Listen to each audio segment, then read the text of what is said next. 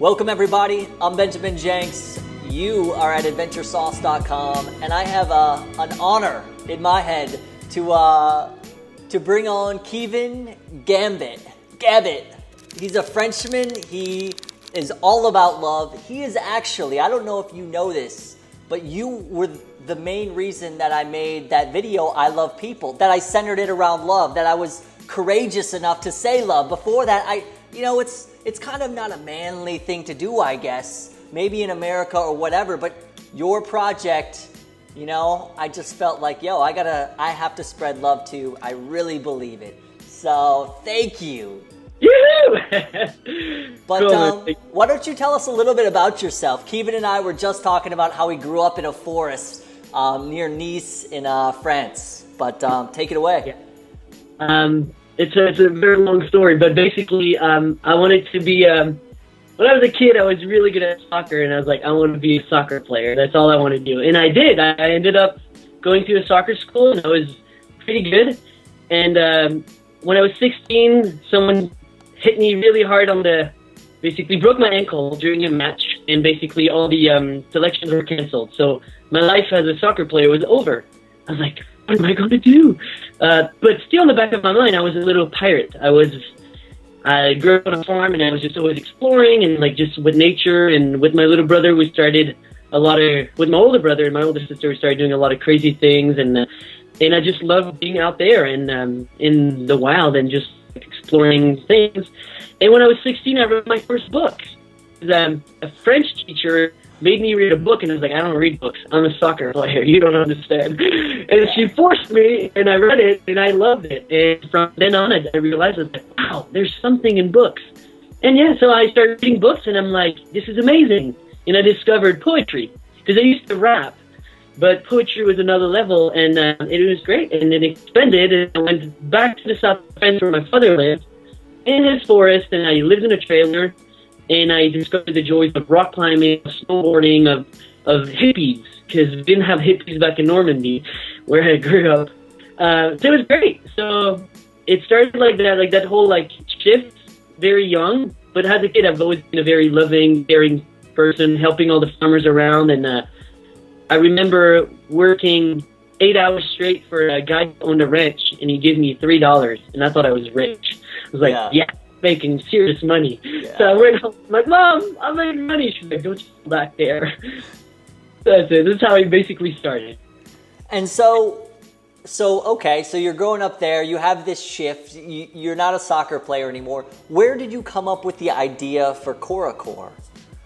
So when I was younger, growing up, I took my bicycle and I was traveling, but you're not far, because traveling can be 5 kilometers away. And I would call my grandparents that are American that didn't even know me. They knew I existed. They saw me when I was 2, and then I'm calling when I'm 15, 16. I'm like, hey, can I come and spend time with you? And they're like, sure. Who are you again? I'm your grandson from France. So I fly there and I spend time with them. And basically I realized that I just love people, and I love being with them, and I learned so much. And so basically I end up being so connected with people that I go into their lives, and they take me places that I would have never thought. And it's funny because I was in French, corps à corps means a body-to-body connection, means being fully connected to people. So not just going to see and take pictures of things, but doing them. And big shift. When I was 18, I went to Cuba, and I didn't speak a word of Spanish, and I went in the streets over there with no money.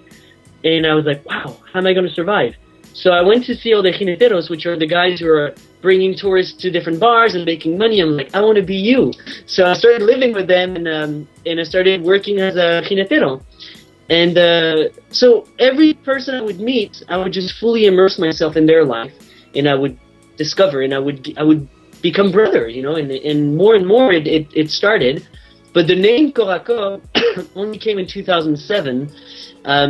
After a long trip to India. It was actually 2005, but I put it on the internet out there in the world in 2007. And it was my trip to India, my first trip to India, first cycling trip, that really took me out there and really showed me that, wow, there was something different.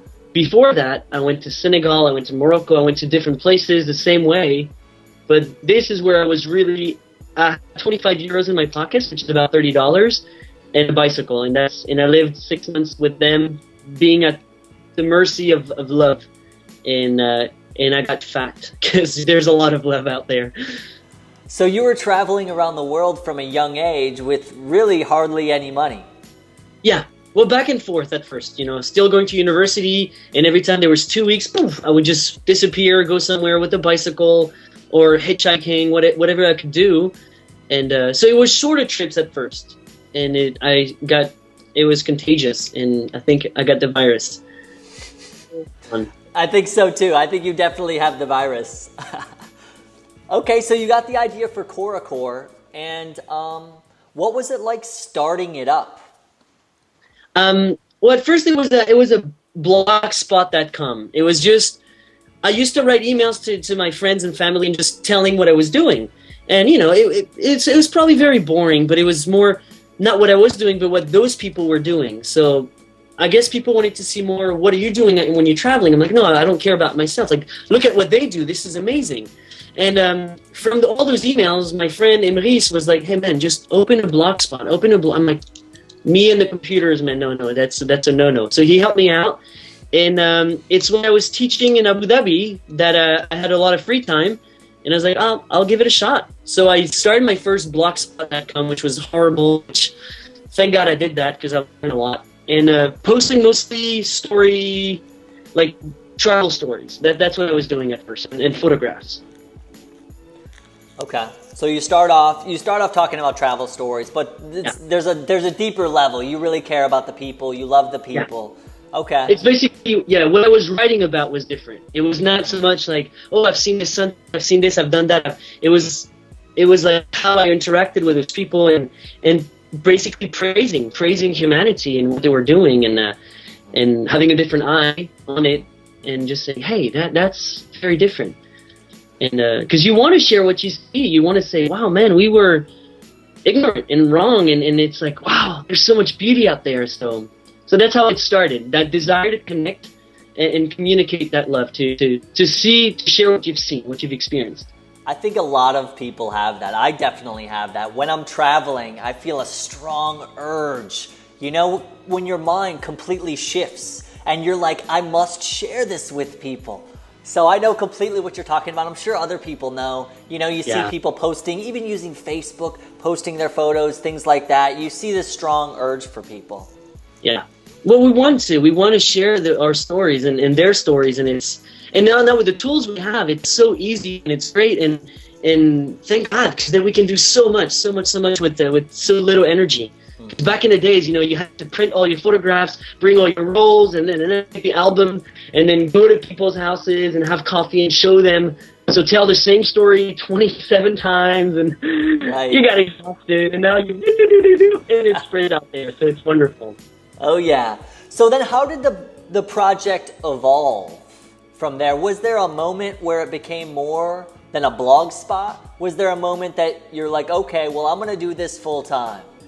Yeah, it really quickly, I wanted to be one of those people, those travelers that just go around the world, and I wanted to live like that, and I was like, I can write books, I'm going to make films, I'm going to just continue on and on and on and on, and I quickly saw in me that I was like, but why would I do that? Like, what am I giving back to all those people? Like, am I just giving them back a little film? It wasn't enough. And as soon as I traveled and I went to small villages, I would stay there. At first I was traveling fast, and then I slowed down. So I would stay in a village, and, it would give me so much. And I was like, what can I give you guys? So I could juggle, I could, play soccer. So I was like, is that enough? And I was like, well, I can teach you English or French or whatever you want. So I started on the beach. My classrooms were on the beach, India or different places, and I would write on the sand, and they were like, oh, teacher, you do school here. And I was like, well, maybe I should do a school. Maybe I should do a center where we can all gather. And so from there, it evolved into, every time I will go to a country, I won't see as much as I normally see. I'll stick to a few villages, but I'll stay longer. And I'll do something. I'll create a space where we can really, really do a Coracore. where I can exchange with the children and exchange with other people, and we can all be together. So that's where the idea kind of like it shifted a little bit. Where were you at when that came? Sorry? Where were you at when you had that? Well, I'm no longer sure. I know the first time I went to India, I was doing this, but then in Senegal and different places. And I think where I really, really, really decided to do my first school was when I finally went to Mexico. So in between, on my second trip to India, out of the blue, I hiked through the mountains for days and days and days, and then I needed to go down the valley, take a bus, go to another place. And I meet this gorgeous girl called Gina, who is now my happy wife. I met her, yes, I met her, we chit-chatted, and she basically saw how it was just, I was exploding with love, with energy, and but I could not put anything in a box. So she basically helped me put everything in a box, and she's like, let's switch. We no longer take Blogspot. Let's start a nonprofit. Let's start this. Let's do everything, the right way. And I'm like, but why? Why? And she did. She managed, and now she's behind all the what I don't want to do. She's amazing for that. Oh, okay. So Gina comes in, and I think that's amazing. Just how you can take finding a partner who fits right into your purpose. And you guys complement each other. And it's exactly that. We complement each other. We alone, it would have been a complete different adventure. But you also still have, because you're young, and you still have this sort of ego of, well, it's me, I'm doing it. I want to be the hero. I want to be the one that people look at. And you still have that. It's like, Corps is my creation. It's like, at some point, you're still young. You want it. You want it so bad. You want to be the writer of those books. You want to be that person. And you have to surrender at one point that it's the interdependence of everything. And Gina coming in the mix it changed everything, and it took me much higher than I could have ever thought or wished. She really, really so yeah. Bring people, connect with people, and that's the the missing link. That was Gina was the missing link, and we went high, really, really, really far, really beautiful now.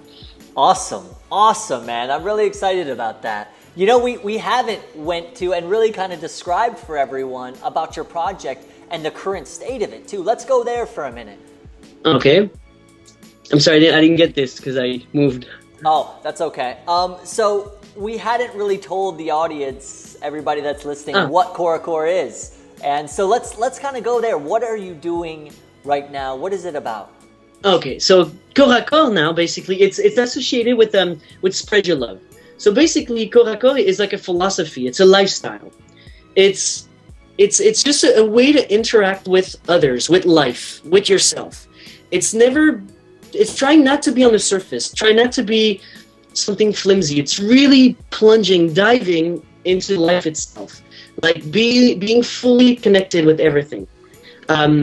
It's hitchhiking could be one way. You could take a train, be silent, read your book. And there's another way you go, well, I'm just going to go and face it all with people. And so it evolved into this project that now we're trying to build a holistic community center in the hills of Mexico, where we become a platform for those who want to be connected with life, with others. It's a lifestyle where we want to live in harmony with our existence and empower different levels of life from humanity. We want to cultivate the best of humanity because it can be amazing and we can see how horrible it can be. But we have the choice, and we choose to put all of our energy towards the most beautiful practices. Awesome. Yeah. And you know what I think for myself is when you have those where you go deeper, where you're talking to people, like it doesn't really matter where you're at. It doesn't matter what you're doing. You're in there and you're feeling those genuine connections with people. Mm-hmm. And it feels so alive. And, I think more and more people need to talk to other people, to talk to strangers, to get out there, to be a part of it. And also, I love that you guys are working on the environment, too. I know sustainability is a big part of your project. Oh, absolutely, yeah. Permaculture is, we practiced, we basically try to promote, Yeah, sustainable practices where we're on a closed system because it's too easy with the way we live life nowadays to just destroy everything and to not be aware of what we're doing. Because every time we flush, do you know where everything is going? I want to know, and I want to be responsible for that. And I don't want to delegate this to someone that I actually don't care. I want to be part of everything I do. And I realize that so little people know how to grow a pumpkin. We don't know anything, and I'm like, I want to know. I want to be part of that magic. So by growing everything, by recycling everything on site, is for us, it's a tremendous and still important aspect of it. And it's based on permaculture. And I invite people to go and check it out and see how it can change our lives. And that's wow. Awesome. Awesome. I know another part of your mission is a body-to-body connection. Yeah. Can you explain that a little bit? So it's this basically symbol. It's like being connected. Touch is very important for us. So hugging, it's being present, fully present with everything you do. It's hard. It's difficult because you look at when you eat. You eat, and I talk to you, and I just blah blah blah shove it in my mouth. Whereas I want to be almost aware that each bite I take, I'm like, wow, hey, you're beautiful, And for everything I do, it's that connectivity with the physical body, of course, with everything, touching. The senses are important. And yeah, by touching others, by connecting, by involving your body, you get to feel, you get to live more, and I think you develop a form of respect for everything. You're in reverence for life, for the other things. Yeah. Well, I mean, you can feel that from you. You can feel your respect, your curiosity to understand, to know, and to be responsible for all that you do. So that's freaking awesome. Thanks, man. Thanks. I'm glad that it shows. Sometimes you don't need to tell it, and people feel it. And the way you touch them, you hug them, and they're like, "Wow, what's wrong with you?" It's like, "Hey, it's beautiful." And I love it, especially when you meet like-minded people. It's silent. You don't need to talk. It's there. It's like you can recognize those people and that energy, the synergy of that love. It's a bomb, and it's wow. And let's bring more people to that unconditional love. That's wow. It's very powerful. Oh yeah. And like I said, it could be the man sitting next to you in the bus, But if you don't dare, if you don't unleash that moment, you can just miss it. Gina was way too pretty for me. She's such a pretty girl. I'm like, look at me. My beard was down to here, my hair down to my butt. It's like, I stink. Why would I even talk to her, And I did. Or she did. She talked to you? We forgot the story now. Yeah. Nice. So what are some of the big accomplishments of, and I'm going to keep saying this in the American way, but I'm going to try, Kodako, I'm going to work on my French accent. Yeah, well, I think the key elements are, there's a video it's something that I was doing back in the days, and we, with a friend, Daniel from Mexico City, we decided to shoot it because I was to film it, and it's called the Love Carpet. It's something very simple. I buy a box of chalk, and I just go in a big plaza, and I'm like, you know what? I'm going to draw little hearts on the floor. And 1, 2, 3, 4, and people start looking. What are you doing? I'm like, yeah, I'm making hearts. You want to help me? Oh, no, thank you. I'm like, come on, make half a heart. And they come, and people start, and you see that synergy of people. They all come in. And eventually we were like 100 people just putting hearts and love messages all around the plaza. And no one can say anything. Cops can't even say you can't because it's chalk. It's love messages. There's nothing political. And it will go away with the first rain, But it's that moment of there's just well-being. So that's one. The other is it's school. School is that school of alternative knowledge and of basically practicing all we believe in Korako. So it's not a school where we teach math, where we teach languages. We do, but we focus on different values and different practices where we unleash their creativity, where we allow the children to be fully who they are, not who I want them to be, but who they are. So by presenting a series of tools, just unleash it. You want to be this? Do it. Be yourself. We'll be here to support you. We'll be here to inspire you. to not judge you and to just give you all the love you need, to feed you with all the love for you to grow to your full potential. So that's an amazing one that I've done different projects. And now we're hoping to, the next project will start in February, to be a permanent school where people can transmit the same knowledge, where the kids will basically grow up with us, and then they will pass it on, and we'll create that center that there's that love coming in. And so we teach yoga, meditation, art, everything we do. We basically refuse any form of competition. Even the games, when you play tag, there's no winner, there's no loser. We don't believe in that. We believe in playing together. It doesn't matter who wins, who loses. We don't care. So everything's really well thought, where you don't basically humiliate people, or you don't put people higher than others. So it's classes where we all interact with volunteers from around the world. They come, they share what they have to share within a certain template that we designed, and we say, it's like, I like to put it this way, it's like the iPhone. The iPhone was a wonderful tool. It was created, it's something magical, and anyone can bring an app. And now there's apps for everything. Well, that's what Coraco is. It's an iPhone, and anyone can bring an app, provided it fits within our template. And then it works well, because we have not radical, but a strong philosophy that has been thought over 11 years now, and we want that to happen, going towards the positive. So bring anything you want, and we'll make it happen in Coraco style. Mm-hmm. I love that you guys have faith in the natural ability of people to find their way. I think our education system, I felt it personally as a man who can be so obsessive about some things, where I'll work on it all day long, and it's like the time just flies past. But if you get me into something that I'm not into, and you make me sit down and do it your way, then there's a good chance that my energy level just drops, that I don't take anything from it. And it actually kind of hurts, it almost hurts me to do that kind of thing.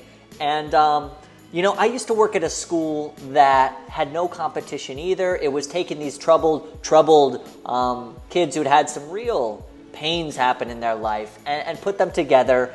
And really, most of the learning that happened, we had a schoolhouse, but was out, in the woods. We lived in the woods, and there were lessons happening and life lessons happening all the time. When you're eating lunch, when you're walking down the trail, when you see a spider, and I think that is amazing. And really, our education system needs more of that. No, yeah, absolutely. How to bring it there? I was doing my PhD, and I realized that there was no way I can fight that system this way. I don't want to be, because to fight that system, first I had to be in the system, and I'm like, I'm not interested. So I decided to create my own system. Sadly, our schools will not, I don't know when will they, if ever, have a certain form of diploma of saying hey, we officialize something. No, we don't. We give you a knowledge that is priceless for the rest of your life. But it's true. And what you're saying, this is what we were trying to fight at first, because you suffered from it, I suffered from it, and many other people did. And we were labeled idiots, or school is not for you, you're bad, blah, blah, blah, all those things. And I'm like, no, I'm a genius. I'm a genius, just not the way you want me to be a genius. It's simple as that. And so then school is not meant for some people, but we're judged and labeled, and then you will never have a diploma, and you're entering a system that I don't believe in.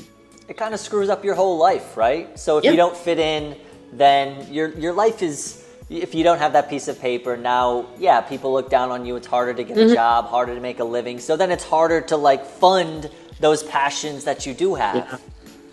Oh, definitely. No, definitely. It's, but sometimes I played the game far enough where I could kind of liberate myself, because it was a long process. Coraco was built over maybe 15, 20 years, and I had priorities. I didn't want to start straight away with permaculture. I knew things, I'm not ready for this. I'll wait, because first I want to understand a certain element. I didn't want to take everything at once. I was like, no, first I had my little order, and I was young. And now things are moving faster. It's whoa, it's going way faster. So for me, first of all, was education. It was a sense of, let's understand what is education. Let's go through that system. Let's see how it messes up with who I am, how much I disagree with it, and then how can I change that? What went wrong in my education? And now, so I got it. I got to that point, and I made those mistakes because as soon as I started teaching, I was kind of making some of the mistakes. I'm like, why did I just do that? This is just not what I want. But it kind of forced me into that, and I'm like, no. So step back, and that's it. Yeah. So you went through the formal education process. You said you were getting your PhD. Yeah, I stopped my PhD. I never started it because what I was doing, I was basically trying to write a PhD about Afrocentricity, which is it was one way for me to fight what the school was doing. I was very disappointed through my school years that history, for instance, they just talk about history, it was one story. And I'm like, that can't just be it. That's it. And it doesn't matter. That's what you remember, those facts, those numbers, and that's what we want you to know. And if you say this, we'll give you a good grade. And I'm like, but what about what happened in real? No, that doesn't matter. So I'm like, whoa, I want to investigate what really happened. And I focused on the African-American perspective. I was like, what about you guys? Like, what is your story? What do you have to say?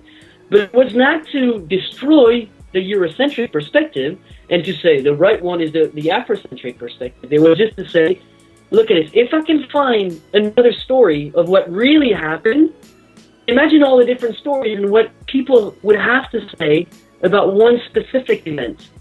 And we've been lied, we've been taught flawed stories.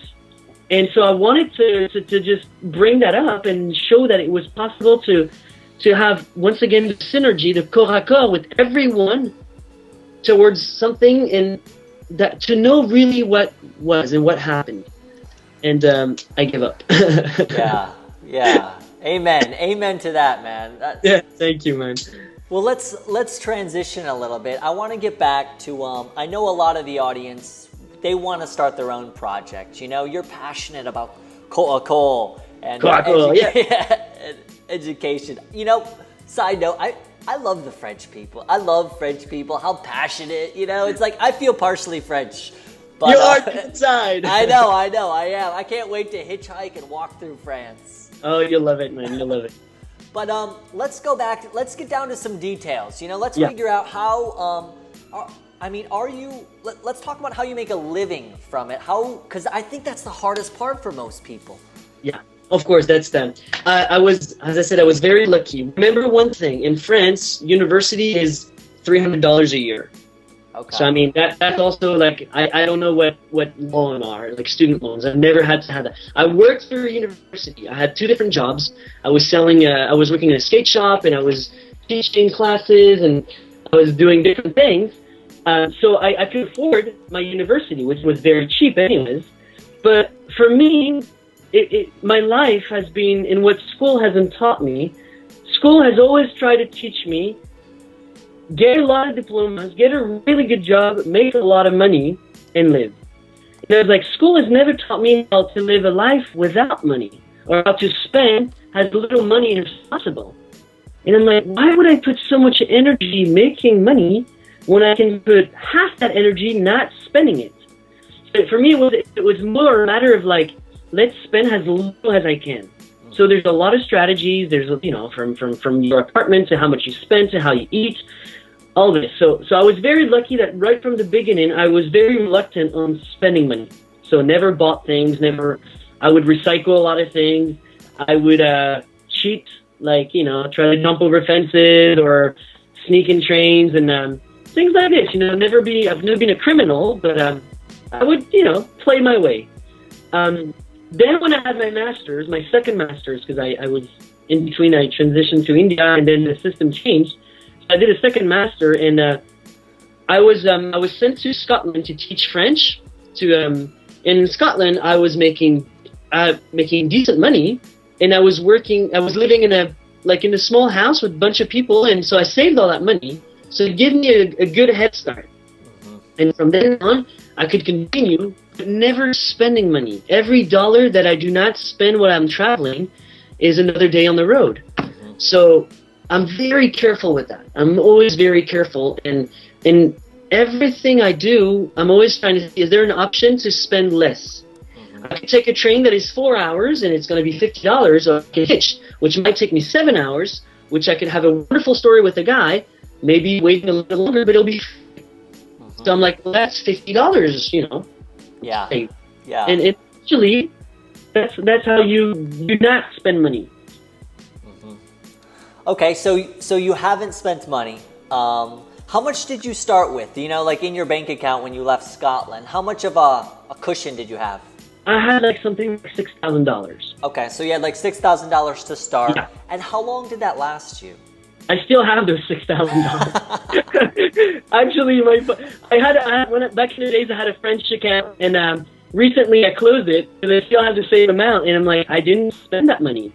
And but I've always found little ways to not trick the system, but to make a living on the road. You know, from buying when I first went to Cuba, I was blessed. You know, it's legal to buy cigars.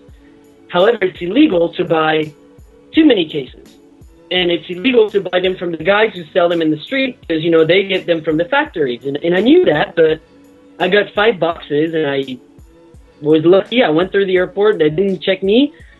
Each box, I bought them for $7 and I sold each cigar for $25. Which paid for my rent the entire year. And I would give massive ribas to bums in the street. My friends were bum smoking cigars. They were really cool. So you see, there's always little ways to like, you know, make just a little bit of money just to continue. So first it was selling craft, like things that we buy on the road. What other kind of things have you sold or done to make a living on the road? So I, for instance, when I went to South America, I bought a lot of, you know, how do you call this? The handicrafts, like same things that people would make, and I would sell them back in France. A lot of my photographs that I would print, I would sell them in the streets. Then I would also, there was things I would also help people for certain commissions. Like I would basically, I would find a hotel or someplace, and how much is your room? And he's like, it's $25. I was like, well, what if I bring many people? Can I get a discount? He's like, well, I'll get you for $20. So then I would go in the street and I would tell people I got a great room for $25, which was a great room, bringing everyone. So they would pay the normal price, but because I brought 7 to 8 people, it would save me money. So I didn't screw them up. I just made money off the hotel, he was very happy because his hotel was empty. So see, little techniques like this. That's never sold drugs, never did anything like this, never did anything illegal, apart from ours. Right. And that really shouldn't be illegal, right? Yeah. Okay, you know, my mama said it was all right. Yeah, exactly. Okay. Do you have any other tips? You seem like you've gotten a long ways. I think a lot of people just have no idea about this kind of stuff. So this is good. I mean, do you have anything else? Yeah. As far as I mean, it's basically you know the concept of time is money. Well, every time you're going to take your time, you're going to save money. So that's what I'm saying. Take the extra step. Take the extra time. It might take you 3 hours or more to do it. When you travel and at first, you know, you're looking for a little room, don't go to the first one. He says $20 or $5. Wait, walk around, ask other people, come back. It's a little bit more energy, but eventually, remember, each dollar you save could be $1 more on the road. So I'm like, well, I might as well spend that hour looking around, traveling, moving, asking people. And the key always is people. It's believe in humanity, and they're here for you, and you never know what can come up. Because you talk to people, and they might say, well, I got a couch, come. Or they're bored, and they say, man, like, there's a party tonight, you want to come? And you end up, they take you places. But just be open, surrender to others, and know that you, like, kill your ego by saying, I want to do it all by myself. Accept them. Embrace what they have to offer you, and with a lot of humility and a lot of respect and love, but they will take you places. They know. Locals know how to save money. Locals will tell you where to get that, where to go dumpster diving for cheap food, for free food, what time to go. Like if you go at 10 o'clock at that store, he closes and he gives all the pizzas away. You know, they know. So once again, talk to people. Believe in them. They know. Mm-hmm. Definitely. Yeah. And you've seen it on the road, and it's amazing how far they've pushed you. It's more than just traveling, then, right? You really kind of. It's such a I don't know about you, but I just feel like I'm in it way better than any movie I've watched. I know. I'm feeling so great. I know. Sometimes I feel like someone should watch my film because I'm having a really cool film now. Yeah. But yeah.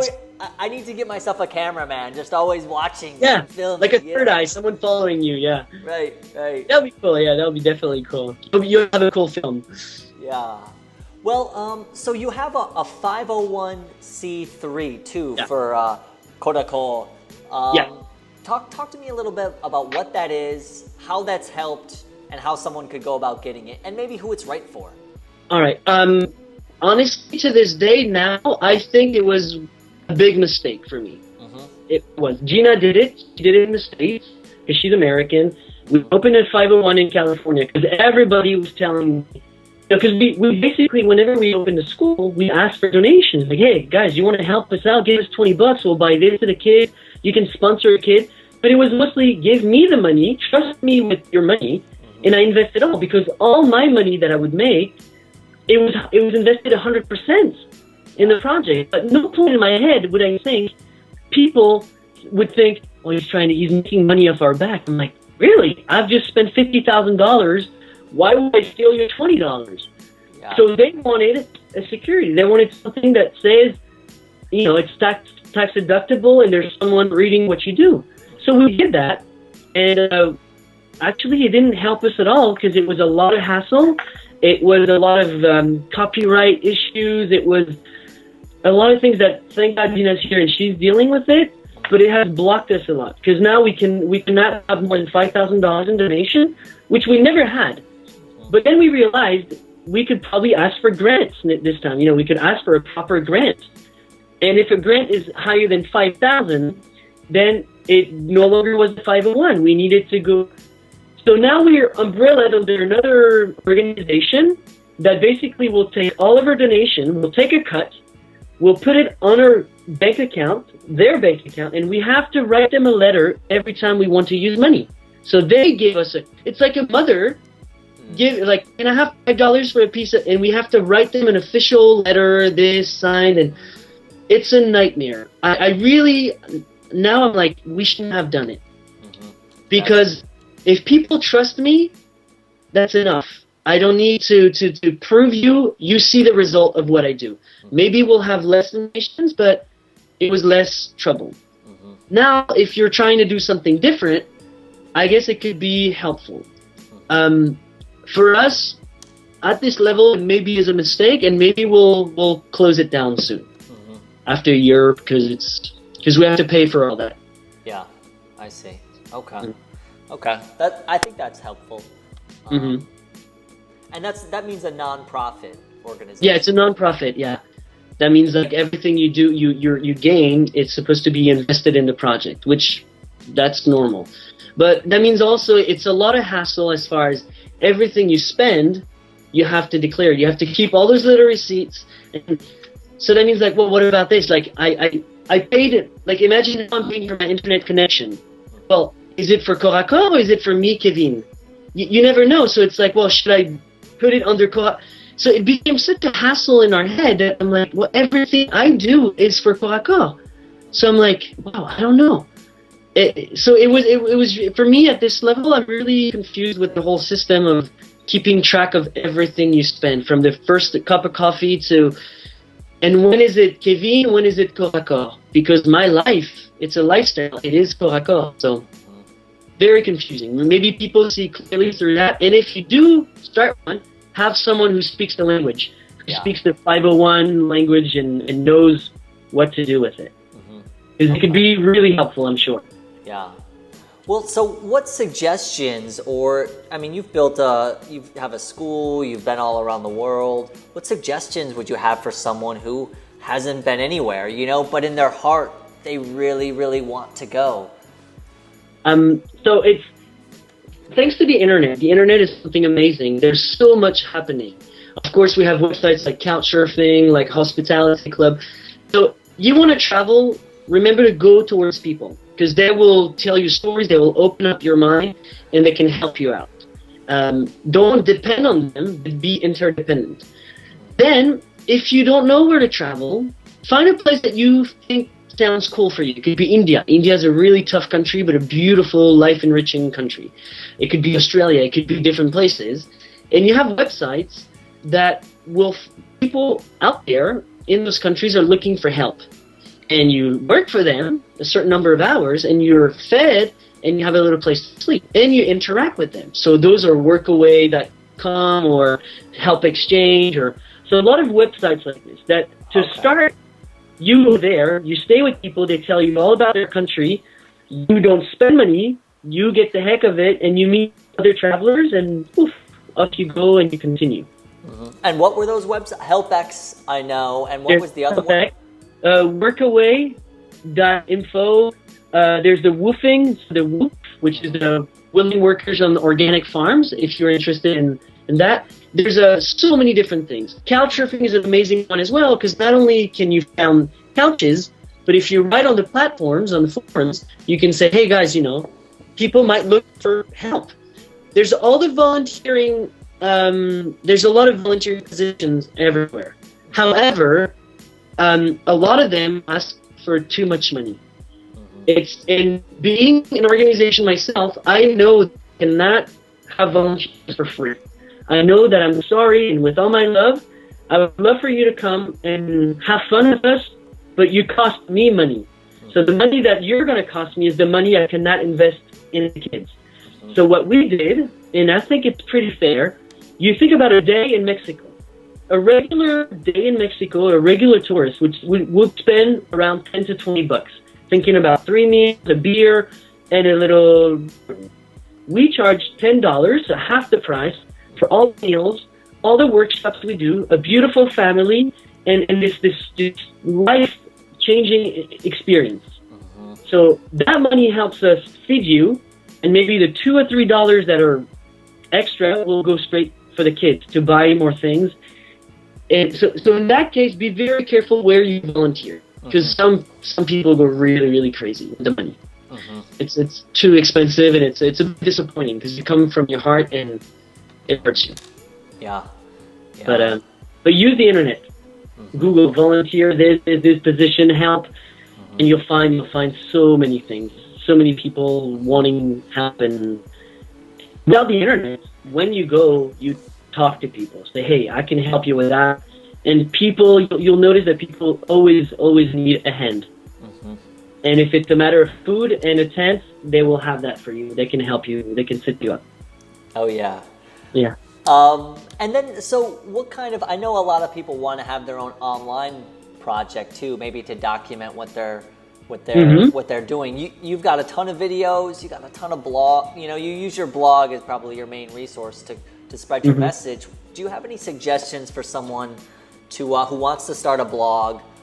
To make sure that their blog is successful to help their project? For me, I'm having trouble reading people's blogs. A, some of the writings are too long. B, if it's all about me, I honestly get bored. Unless something really crazy happens to you. In that case, wow.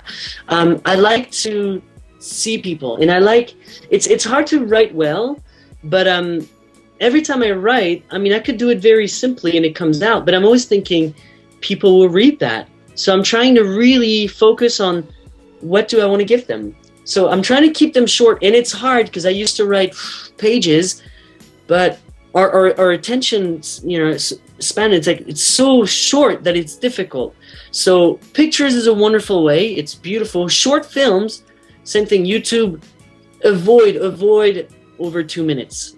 3 minutes max. I remember my first ones were 10 minutes, and then I looked at, and people switch off after 2 minutes. Unless it's your mother who really loves you, it's really difficult. So keep them short, keep them sort of frequent. Don't hammer people every day because eventually they lose the interest. Organize yourself with a newsletter, with something fresh, like fresh content. something new. I really enjoy talking about other people. I love what my friends do. And even if I don't read every blog, I'm like, wow, there's that energy. Like you, when you started it, I just loved it. And I didn't read much of the blogs, but it was here and there. Your Facebook page was really alive. And it's like, so a few times in my newsletter, I was like, hey guys, check him. He's awesome. It's full of colors. It's full of beauty, and it's bold. And yes, it was about yourself, but about them, about all those people around you, about the beauty of people. And that's what fascinated me. So I have some friends that I love, but I cannot even watch one of their videos. I get bored. It's keep it short. Keep it simple and fast and something fresh. Remember, we're saturated by so much out there that you want to make sure people follow you and keep the vibe, you know? Oh yeah. I think those are great tips too. You know, you're right on with, you know, focusing on other people and what you're going to give people, and then keeping it short yet powerful. Yeah. And yet you are the center of your thing. So I think people fear a lot that, for instance, I remember this guy doing those interviews. He interviewed like amazing people, but he constantly had to be in front of the person. But I'm like, I know it's you and I love you and I know you're the creator of all that, which I admire, but I don't necessarily need to see your face every time because what you're trying to show me is what they do, and I'm interested in them. And I'm so thankful that you are doing it. So amen to you. You're beautiful, but don't always put yourself. To me, it becomes a little, you know, too much. So I like that. I like that you can also step back and you remember that your project is, the word corps à corps is associated with my face, my name. And if it's not, it doesn't matter because it's about a philosophy. So unless you're really good looking like you with the nice beard, then it's out there. I'm going to get my nude picture photos going soon. That's really going to get a lot of people coming. Woo! But see, but this I would love because it's like, yeah, it's, you see, it takes you out there, and I love it. So yeah, be careful of how much you put your physical presence out there, and the I me gets a little tricky sometimes. I think it's definitely, there's a balance of being sort of the character that draws it together, so people are following you, but they're not, you know, they don't necessarily care about you, you know? Yeah. So, and I think a lot of people don't understand that, and it's a challenging thing to understand, right? It's tricky. Let's leave it. I think this has been awesome. This is going to be longer than 2 minutes, but let's leave it. How can people help you? They're watching. They're like, I love core. How can I help? What can I do? Well, it's simple. First, really, and it's hard to tell people to do this, but go on the website corpsaccorps.org. And read some of our most important articles. We talk about our philosophy, about how we empower aspects of life. What are the most important articles? On the website to the right, I put 3 articles that are the most important ones. They're all different, but these, sorry? There's one about a banana and a monkey? Yeah, drop your banana. That's amazing. And every traveler will eventually drop a lot of bananas. So that imagery can help them. And it has helped me a lot. The other one is empowering the 9 aspects of life. That's what we're focusing on. This is our philosophy, our strategy of attack, of how we empower life. And the other one, I forgot, but it's there. Browse it. What I would love for people to do is spread the message. If they like videos, feedback for us is vital. Like, I want to know that people like what we do or hate it, but I want to know. So a stupid like or a comment makes me think on the other side, wow, someone read it, you know? Because even if they do, no one tells me they did, and I think, oh yeah, and they don't care. Should I continue? Because I'm wasting a lot of energy doing this. People read. Does it matter? Even if we look always cool in front of people, we always have those questions. So don't hesitate. Send emails, write, and give comments. And then the last thing, come see us in Mexico by after February. We're going to live in teepees on a farm that we're going to build with the community center. Come learn a beautiful practice, a beautiful vision. Come and surrender to it for 15 days, whatever time you want. Come with all your heart and see with your eyes. Give us a fair trial. Come and see what we do. How would they go down to make that happen?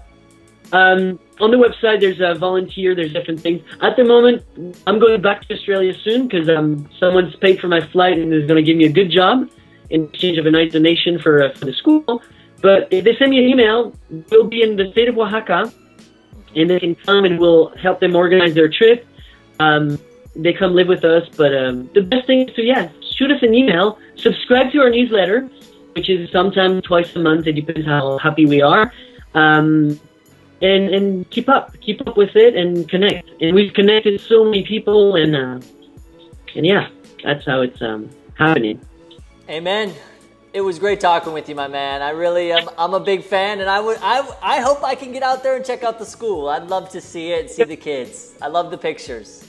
Awesome, brother. But hey, you know that I'll be in Florida by the beginning of October. We're having a festival for Coca-Cola, and after that, we're driving all the way to LA. Meanwhile, so we can probably go back and forth and see the beautiful people. And if you're in between, anybody, just like let us know. We'll come hug you and we'll come play the ukulele together and just live life. Amen. Amen. Thank you so much for making some time today to share. Thanks for creating our world, man. That's beautiful. Amen. Amen, brother. All right. Take care, everybody. This is the man. Woo! Cheers. See you, man.